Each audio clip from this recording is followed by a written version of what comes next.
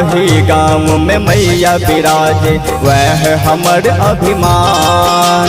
जाही गाँव में मैया विराजे वह हमर अभिमान। सब कोई मिलकर दर्शन करू मैया के करू गुणगान। चलू ने आरती करै छी मैया के नाम जपै छी। चलू ने आरती करै छी मैया के नाम जपै छी।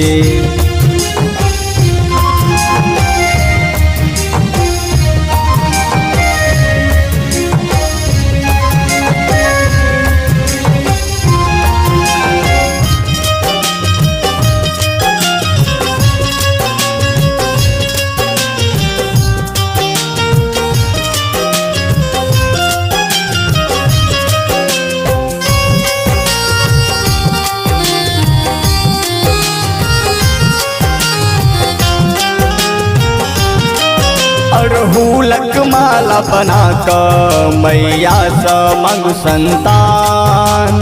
शरण में आबि कऽ बसलहुँ मैया जपै छी तोरे नाम। शरण में आबि कऽ बसलहुँ मैया जपै छी तोरे नाम। बेटक कहिया दरस देखेबे काली तोरे नाम। चलू ने आरती करै छी मैया के नाम जपै छी। चलू ने आरती करै छी मैया के नाम जपै छी।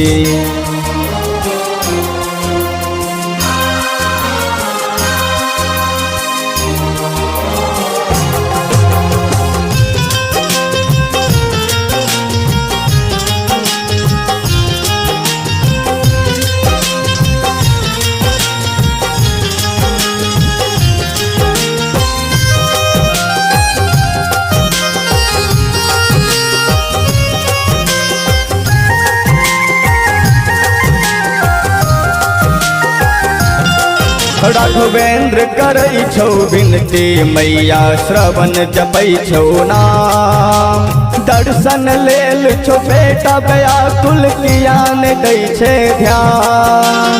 दर्शन लेल छौ बेटा व्याकुल किया ने दै छै ध्यान। भक्त के मैया रक्षा करियो विनती करू स्वीकार। चलू ने आरती करै छी मैया के नाम जपै छी। चलू ने आरती करै छी मैया के नाम जपै छी।